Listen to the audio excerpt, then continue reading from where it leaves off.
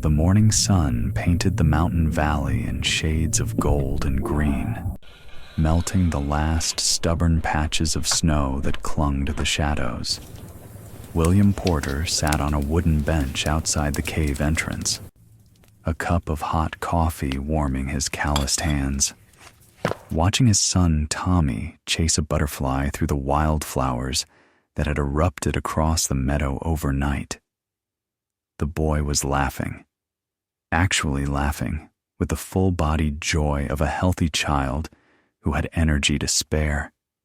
His cheeks were pink from running, not from fever. His breath came easy, not rattling with the cough that had haunted him for 2 years.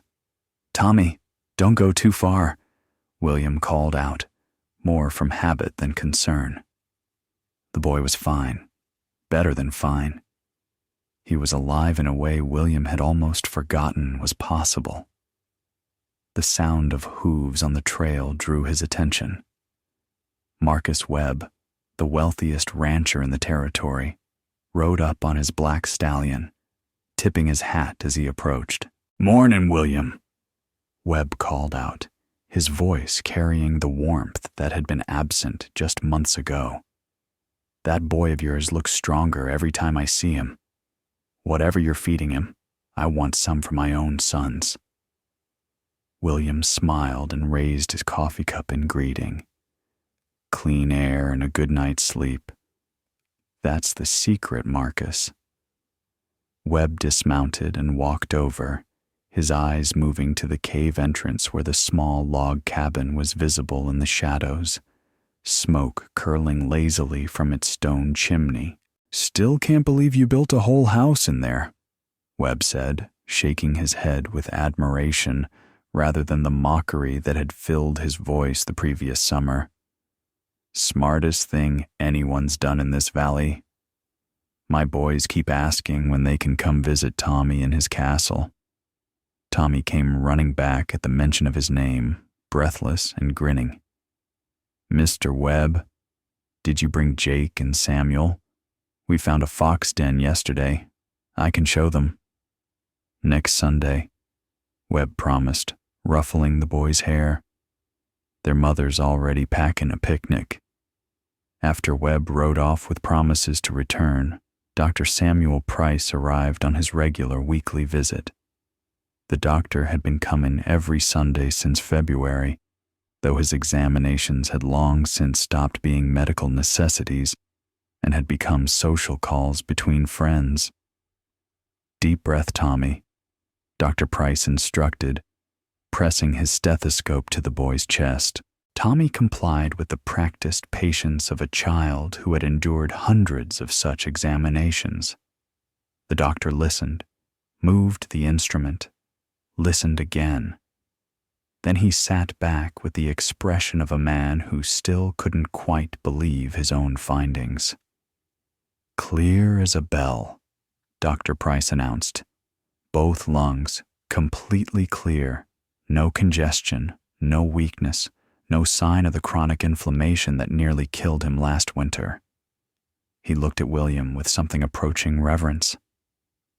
"What you built here, I told you it would kill him. I told you caves were death traps for weak lungs. I was wrong, William. Completely, utterly wrong." "You were trying to protect him," William replied. "Same as me. Just had different ideas about how."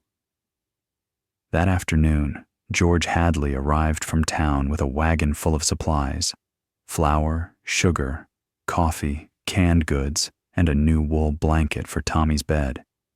He refused payment, despite William's protests. "Consider it a debt," Hadley said.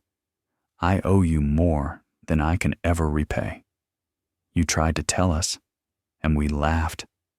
Now 3 families in this valley are building their own cave shelters because of what you proved. That's worth more than a few sacks of flour." As the sun began to set and the visitors departed, Tommy sat beside his father on the bench, watching the sky turn orange and purple above the mountains. "Papa," Tommy said, "do you remember when they used to laugh at us? I remember, son. Mr. Hadley called our home a bear den. The kids in town called me Cave Boy. Tommy was quiet for a moment. Why are they so nice now? William put his arm around his son's shoulders, pulling him close. Because winter showed them the truth.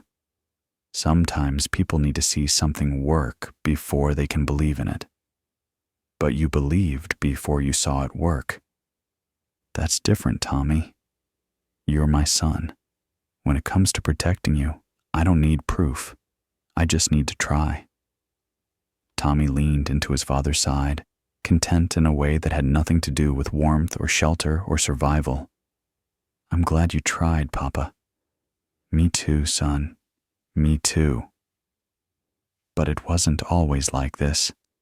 9 months earlier, these same neighbors had called William Porter a madman, a fool, a danger to his own child. They had predicted disaster, warned of tragedy, watched with the grim satisfaction of people waiting to say, I told you so. To understand how a cave became a sanctuary and a desperate father became a hero, you need to go back to the beginning. Back to a summer day when a lonely boy found something magical in the mountains, and a grieving father found something that looked like hope. The summer of 1878 had been the hottest in Colorado's recorded history, though William Porter barely noticed. His world had narrowed to the small cabin where his son Tommy lay in bed more often than not, coughing through nights that seemed to stretch forever. Margaret had been dead for 2 years, taken by the same pneumonia that now haunted their son. William had watched helplessly as his wife's breathing grew shallow, as her skin turned gray, as she slipped away between one heartbeat and the next. The doctor had said there was nothing to be done. The doctor had said the same thing about Tommy, though in gentler words. The boy's lungs are weak, Dr. Price had explained that spring, his voice carrying the careful compassion of a man delivering a death sentence. The winters here are hard, another bad one, with the cold and the damp. He hadn't finished the sentence. He hadn't needed to. William had spent the months since that conversation watching his son like a man, watching an hourglass, counting the grains of sand, and wondering how many remained. Tommy was 10 years old. He should have been running through meadows, climbing trees, getting into the kind of trouble that made mothers scold and fathers hide their smiles. Instead, he spent his days in bed or on the porch, too tired to play, too weak to explore, too sick to be a boy. But on that particular July afternoon, something changed. William was splitting wood behind the cabin when he heard footsteps running toward him. Actually running, not the shuffling walk that had become Tommy's normal pace. He turned to see his son burst around the corner of the cabin, cheeks flushed with exertion rather than fever, eyes bright with an excitement William hadn't seen in months. "Papa! Papa, come quick! I found something!" William set down his axe, his heart suddenly racing. "What is it? Are you hurt?" "No, Papa. It's amazing. It's a cave. A huge cave. And it's cold inside, even though it's so hot outside. Come see, please." The boy was tugging at William's hand with a strength he shouldn't have possessed, pulling him toward the mountain trail that led up into the high country. William followed, too surprised by his son's energy to resist. They climbed for 20 minutes, Tommy chattering the entire way about his discovery. He'd been looking for berries, he explained, but then he'd seen a rabbit and followed it, and the rabbit had led him to this crack in the rock, and he'd squeezed through, and inside was the most wonderful place he'd ever seen. The cave entrance was hidden behind a tumble of boulders, invisible unless you knew exactly where to look.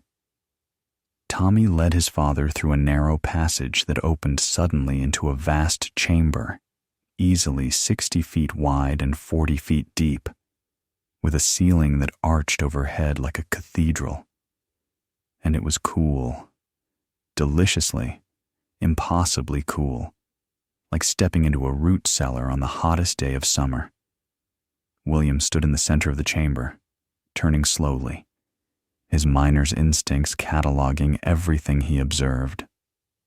The floor was solid stone, dry and level. The walls showed no signs of seepage or moisture. The air smelled clean, not musty, which meant there was ventilation somewhere, probably through cracks in the ceiling that he couldn't see in the dim light. "Isn't it wonderful, Papa?" Tommy asked, his voice echoing off the stone walls. "It's like a secret castle."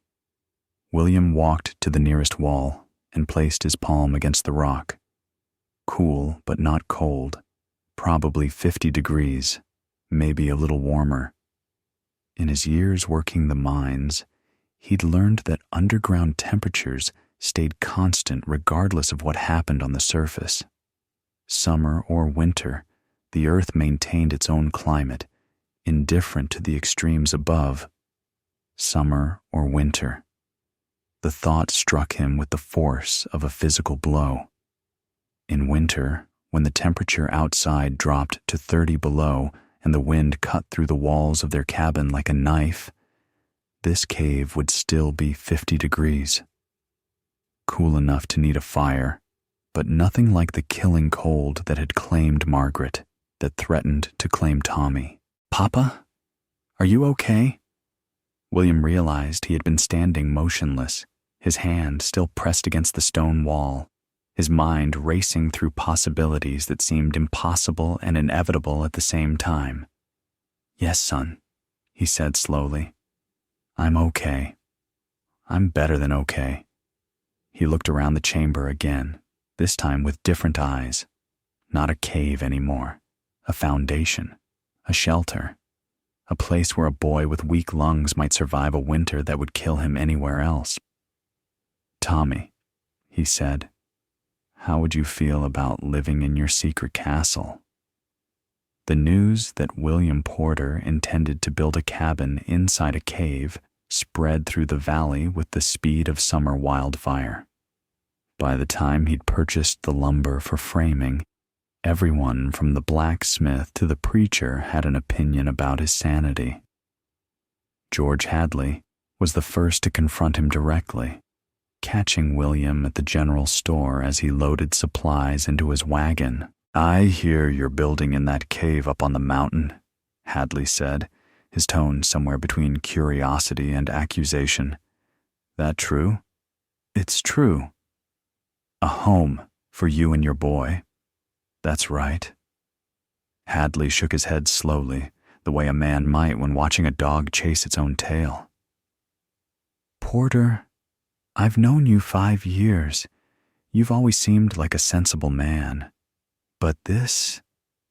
He gestured vaguely at the lumber and tools in William's wagon. "This is crazy talk. You can't raise a child in a cave. It's not civilized." "Civilized got my wife killed," William replied quietly. "Civilized is killing my son. I'm willing to try something else." The conversation might have ended there, but Marcus Webb chose that moment to ride up, having heard the commotion from across the street. "What's this about a cave?" Webb asked, his voice carrying the authority of a man accustomed to being listened to. "Someone said you're building a house underground like some kind of badger." "Inside a cave," William corrected. "Not underground. There's a difference." The difference being? A cave has airflow, natural light from the entrance, drainage. It's not a hole in the dirt. It's a shelter that's been here for thousands of years. Webb exchanged a glance with Hadley, a look that communicated shared concern for a neighbor who had clearly lost his mind. "Porter," Webb said, adopting the patient tone one might use with a slow child. I understand you're worried about your boy. We all are. But the answer isn't to drag him into a hole in the mountain. The answer is to build a better cabin, improve your heating, maybe get him to a warmer climate. With what money? William asked. I've got enough saved for lumber and supplies. Not enough to move to California or build a mansion with walls 2 feet thick. The cave costs nothing but labor, and it'll be warmer than anything I could build outside. Or it'll be damp and dark and make his lungs worse, interjected Dr. Price, who had arrived unnoticed during the argument. I've been meaning to speak with you about this, William. I've heard what you're planning, and I have to tell you, as your friend and as a physician, this is a terrible idea. William turned to face the doctor, the man who had pronounced Margaret's death and predicted Tommy's. Tell me why. Caves are breeding grounds for moisture and mold. The air is stagnant. There's no sunlight, which the body needs for health.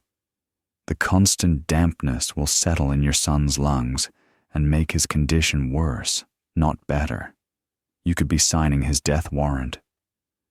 This cave is dry, William said. I checked. No moisture on the walls, no smell of mold, good airflow through natural vents in the ceiling.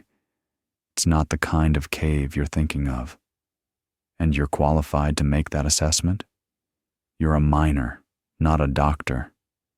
I spent 15 years underground. I know caves that kill and caves that shelter. This one shelters.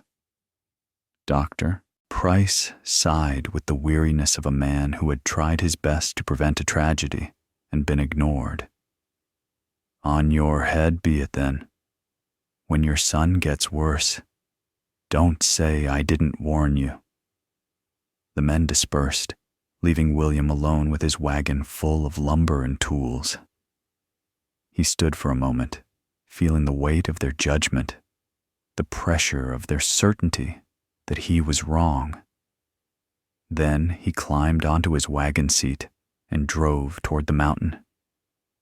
Tommy was waiting when William arrived back at their cabin, his face tight with worry. Papa, some boys from town were here. They said we're going to live in a bear den. They said I'm going to be a cave boy, like a primitive. William climbed down from the wagon and knelt in front of his son, taking the boy's thin shoulders in his hands. Tommy, do you remember how the cave felt when you found it? Cool, safe, like a secret place. Do you remember how you felt? How you ran all the way back to get me? How you weren't tired or out of breath? Tommy nodded slowly, a flicker of something like hope appearing in his eyes. That cave is going to keep us safe when winter comes. It's going to keep you warm when the wind is howling and the snow is piling up outside. And yes, some people think we're crazy. Let them think it. When spring comes and you're healthy and strong, they'll understand. And if they don't, William shrugged. We'll be too busy fishing and hunting and exploring to care. Promise? William pulled his son into a hug, feeling the fragile ribs beneath his hands, the shallow breathing that never quite filled those damaged lungs. I promise, he said, hoping he wasn't lying. They began construction on the first day of August, father and son working together in the cool shelter of the cave while summer blazed outside. William had designed the cabin to fit within the cave's natural contours, using the stone walls as two sides of the structure. This reduced the lumber needed and created a thermal connection between the cabin and the surrounding rock, allowing the cave's constant temperature to moderate the interior climate. Tommy helped in ways that would have exhausted him just weeks earlier.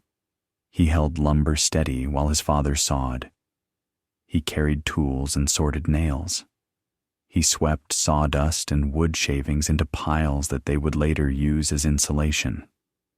Each task was small, but each one mattered, and William made sure his son knew it. "Hold that board right there, Tommy. Don't move. Perfect. That's perfect. Hand me those nails, son. No, the big ones. Good job. You see how this joint fits together? That's called a mortise and tenon. Been used for thousands of years. Someday you'll teach your own son how to do this." The work transformed them both. William found purpose in creation, his grief channeling into something productive rather than consuming him from within. And Tommy began to change in ways that seemed almost miraculous. The constant cool air of the cave soothed his irritated lungs. The physical activity, gentle but consistent, strengthened muscles that had atrophied during months of bed rest. The sense of accomplishment, of contributing to something important, lifted the depression that had weighed on him since his mother's death. By September, the walls were complete, sturdy log construction that would have been impressive outside and was remarkable underground. By October, they had finished the roof, the door, the window, the stone chimney that would vent smoke through a natural crack in the cave ceiling. The cabin was small, just one room with a sleeping loft for Tommy, but it was solid and warm, and theirs. William had built a bed for each of them, a table and 2 chairs, shelves for supplies. He'd even managed a small porch at the cave entrance, a place where they could sit and watch the valley below while remaining sheltered from wind and weather. On the day they finished, Tommy hammered the final nail into the door hinge while William watched, his heart full to bursting with pride and hope. "There," Tommy said, stepping back to admire his work. "It's done. We built a house, Papa." "We built a house," William agreed. "Together."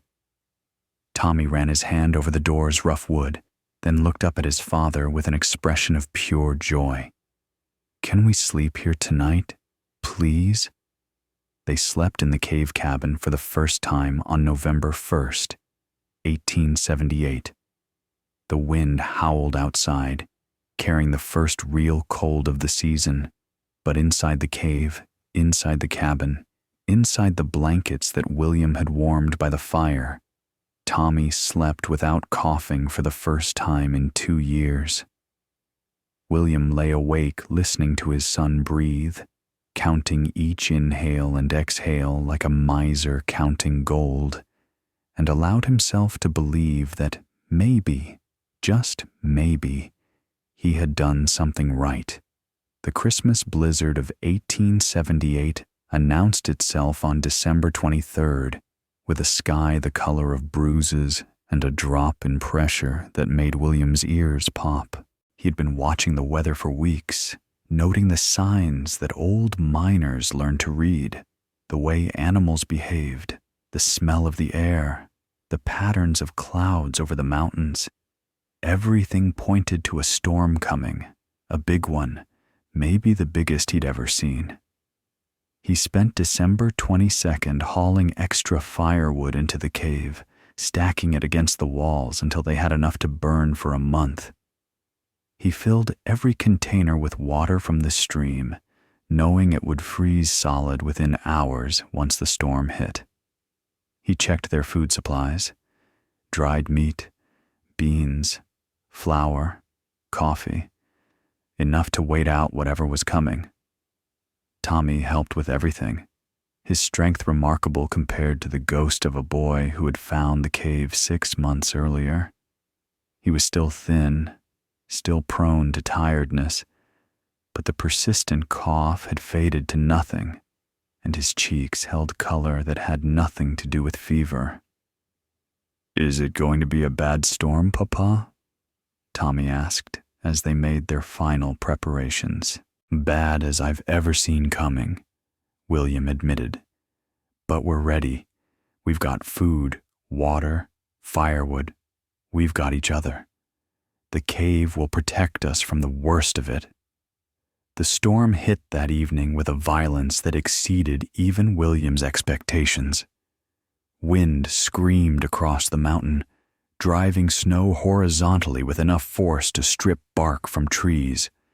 The temperature plummeted, 30 below zero by midnight, 40 below by dawn, and kept falling until the mercury in William's thermometer contracted to a solid ball at the bottom of the tube. Inside the cave, inside the cabin, the Porter family barely felt it.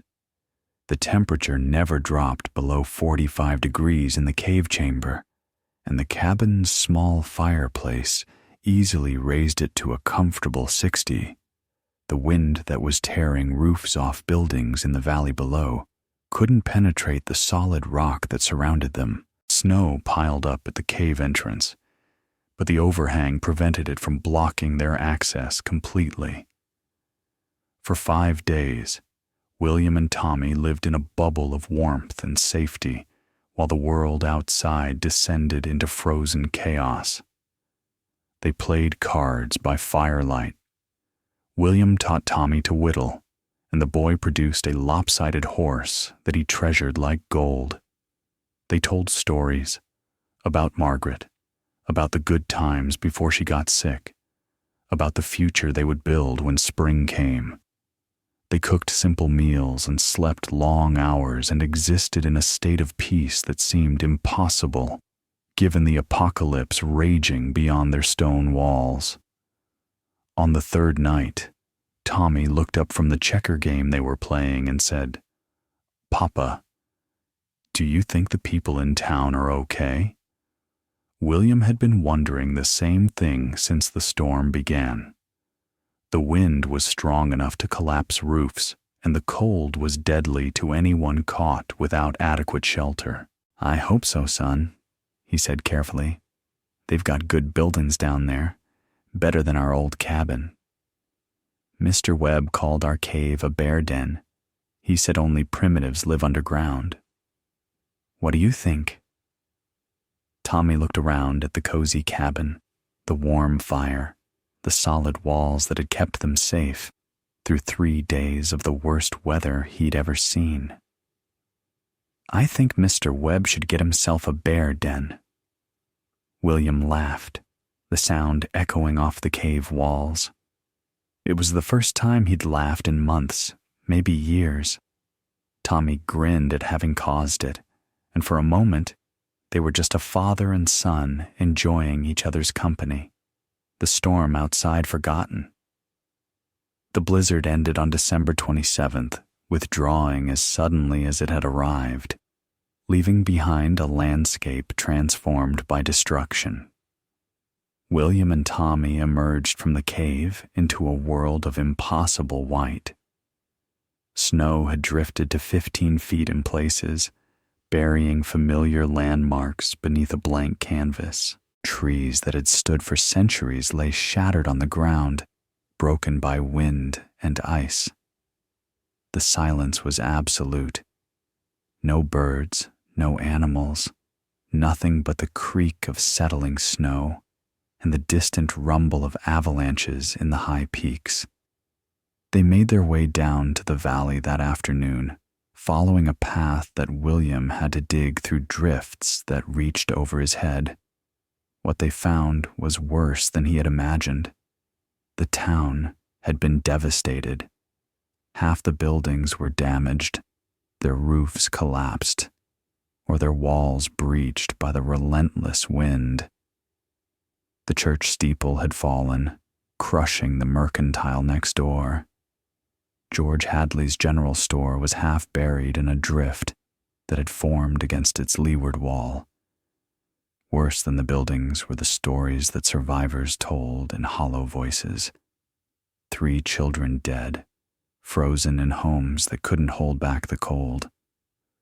Old Mrs. Patterson, found in her bed with ice crystals on her eyelashes, 2 ranch hands from Webb's spread, caught between the bunkhouse and the barn, their bodies not discovered until their co-workers dug out and went looking. Dr. Price had nearly lost his entire family when the wind tore a section of roof off his house. They had survived by huddling in the kitchen, burning furniture to keep from freezing, praying for a dawn that seemed like it would never come. Marcus Webb had lost 40% of his cattle, animals that had frozen standing up in fields where the wind had created cold so intense that flesh turned to ice in minutes. And everywhere William went, people stared at him and Tommy, not with mockery anymore, but with something that looked like wonder. "You survived," they said. "Your boy, he looks healthy." How? William told them about the cave, about the constant temperature, the protection from wind, the simple cabin that had sheltered them while the storm raged. Some nodded slowly, understanding dawning in their eyes. Others just stared, trying to reconcile what they were seeing with what they had believed. Dr. Price examined Tommy that afternoon in what remained of his office, his hands shaking slightly as he pressed the stethoscope to the boy's chest. "This is impossible," the doctor murmured. "His lungs are clearer than they were last summer. The chronic inflammation is almost gone. He's gained weight, gained color." He looked up at William. "What did you do?" "I built him a house in a cave," William said simply. "You told me it would kill him, but it saved him instead." The doctor was silent for a long moment. "I've practiced medicine for 30 years, he finally said. "I thought I understood how the body works, what heals it and what harms it. But this," he shook his head. "I was wrong about the cave, about everything. Your son should be dead, Porter. By every medical principle I know, he should be dead. And instead, he's thriving. The cave protected him from the cold and the damp," William explained. "Constant temperature, dry air, no wind to carry infection. His lungs could heal because they weren't constantly fighting to survive." "Simple," Dr. Price said. "So simple, I never thought of it." The months that followed brought a transformation that William had never expected. Marcus Webb was the first to ask for help. He rode up to the cave in early January, his arrogance replaced by something that looked almost like humility. "Porter, I owe you an apology," Webb said. "I called your cave a bear den. I said you were living like a primitive. But my cattle died standing in the wind while you and your boy were warm and safe. I was a fool." "You weren't a fool," William replied. "You just believed what everyone believes. Sometimes it takes a disaster to show us what's true. Will you teach me how to find caves like this, how to build in them?" "I'll teach anyone who wants to learn." By spring, William had surveyed a dozen potential cave sites in the mountains around the valley. 5 families began construction on their own cave shelters, using the techniques William had developed through trial and error. Dr. Price became an unexpected advocate, speaking at town meetings about the health benefits of stable temperatures and protected environments. George Hadley rebuilt his store with a stone basement that he proudly called his emergency cave, a shelter where he could retreat if another blizzard struck. Even the skeptics who refused to build underground began reinforcing their existing structures, learning from the disaster that had cost so many lives. And Tommy Porter, the frail boy who had been expected to die, grew stronger with each passing month. By summer, he was running through meadows and climbing trees and getting into exactly the kind of trouble that made his father scold while hiding his smile. His lungs, once so damaged that every breath was a struggle, now filled easily with mountain air. His body, once thin to the point of transparency, now carried the healthy weight of a boy who ate well and slept soundly. "Papa," Tommy said one evening as they sat on their porch watching the sunset, "do you think Mama knows what we built?" William considered the question carefully. "I think she knows," he said finally. "I think she's proud of you for finding the cave, and proud of us for building something together. I think she's happy that you're healthy and strong. I miss her. I miss her too, son. Every day. But I'm glad we have each other." William pulled Tommy close, feeling the sturdy body that had once been so fragile, listening to the easy breathing that had once rattled with every exhale.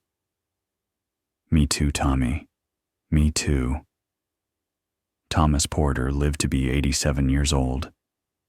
He became a mining engineer, designing ventilation systems and underground shelters that saved hundreds of lives over his long career. He married a school teacher named Catherine, raised 4 children, and built a house on the same mountain where his father had built a cabin in a cave. The original cave cabin stood until 1952, maintained first by William and then by Thomas as a reminder of what love and desperation could build. When Thomas's own grandchildren asked about it, he would take them up the mountain trail, through the hidden entrance, into the cool chamber where a small log cabin still stood, solid and weatherproof after 74 years. "Your great-great-grandfather built this for me," Thomas would tell them. "Everyone said he was crazy. They called it a bear den and said we'd die living underground. But he knew something they didn't." "What did he know, Grandpa?" Thomas would run his hand along the smooth logs, remembering the feel of sawdust beneath his feet and the sound of his father's voice explaining mortise and tenon joints. "He knew that love builds shelters," Thomas would say. "He knew that a father will do anything to protect his child. And he knew that sometimes the craziest ideas are the only ones that work." The cave cabin that everyone laughed at hadn't just challenged Colorado's building assumptions. It had proven that dismissing a father's love as foolishness often revealed not their ignorance, but ours.